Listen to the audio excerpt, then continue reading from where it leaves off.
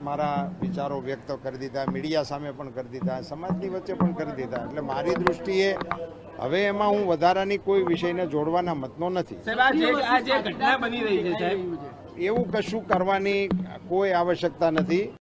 નમસ્કાર, હું આપની સાથે રીના. આપ જોઈ રહ્યા છો ટુડે ગુજરાતી ન્યૂઝ. મહત્વની વાત કરીશું. લોકસભાની ચૂંટણી નજીક આવી રહી છે તેમ રાજકીય પાર્ટીઓ પૂરજોશમાં તૈયારીમાં લાગી છે.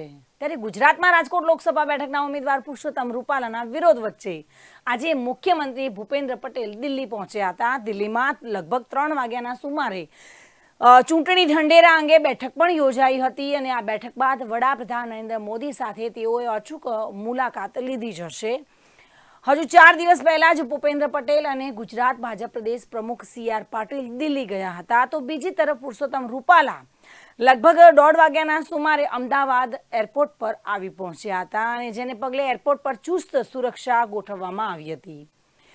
રૂપાલા સાથે મનસુખ માંડવિયા પણ એરપોર્ટ પર પહોંચ્યા હતા અને બંને ગાંધીનગર જવા માટે રવાના થયા હતા. ત્યારે અમદાવાદ એરપોર્ટ પર આવી પહોંચતા જ તેઓએ જણાવ્યું હતું કે વિવાદમાં આગ હોમવાનું કામ મારો આશય નથી અને તેઓએ વધુમાં શું કહ્યું હતું આવો જાણીશું.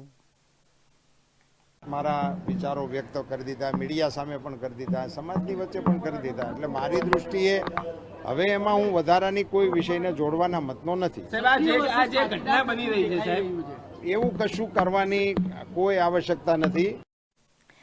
પુરુષોત્તમ રૂપાલાએ જણાવ્યું હતું કે હું દિલ્હી કેબિનેટની મિટિંગમાં ગયો હતો. કેબિનેટ અંગેની વિગતો કેબિનેટમાં અમારા નિયમો મુજબ બ્રીફિંગ કરવાની હોય છે અને આગેવાનો અત્યારે બેઠક કરી જ રહ્યા છે. આગેવાનો પાસે માહિતી છે, આગેવાનો સંવાદ પણ કરી રહ્યા છે. એમાં હું ટિપ્પણી કરું એ યોગ્ય ન કહેવાય. અમારા સમર્થનમાં માત્ર પાટીદાર જ નહીં પરંતુ તમામ સમાજ છે.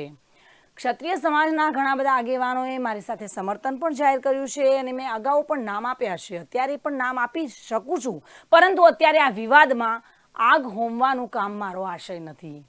પહેલા પણ મારા વિચારો મીડિયા સમક્ષ વ્યક્ત કરી દીધા છે અને વધુમાં જણાવવામાં તેઓ કહ્યું હતું કે મારી દ્રષ્ટિએ હવે હું વધારાના કોઈ વિષયને તેમાં જોડવાના મતમાં નથી અને ક્ષત્રિય વર્સિસ પાટીદાર કરવાની કોઈ આવશ્યકતા નથી. આવા ઇસ્યુને તમારે પણ એડ્રેસ કરવાની જરૂર નથી અને તેમાંથી પેટા પ્રશ્નો જેટલા ધારવા હોય એટલા ધારી શકાય છે અને તેઓ એરપોર્ટ પર વેલકમ કર્યું તેના માટે તેઓનો આભાર વ્યક્ત કર્યો હતો. ત્યારે ગુજરાતમાંથી સાંસદ તરીકે ચૂંટાયેલા ગૃહમંત્રી અમિત શાહ અને વિદેશ મંત્રી S જયશંકર તેમજ આરોગ્ય મંત્રી મનસુખ માંડવિયા પણ ચર્ચા કરવા માટે ખાસ દિલ્હી પહોંચ્યા હતા. આ મહત્વનો એક વિષય હતો કારણ કે પુરુષોત્તમ રૂપાલાનો જે વિવાદ છે તે હજુ શાંત નથી થયો અને તમામ હાઈકમાન્ડ હવે શું નિર્ણય લેશે તે મુખ્ય વિષય પર આધાર રાખશે.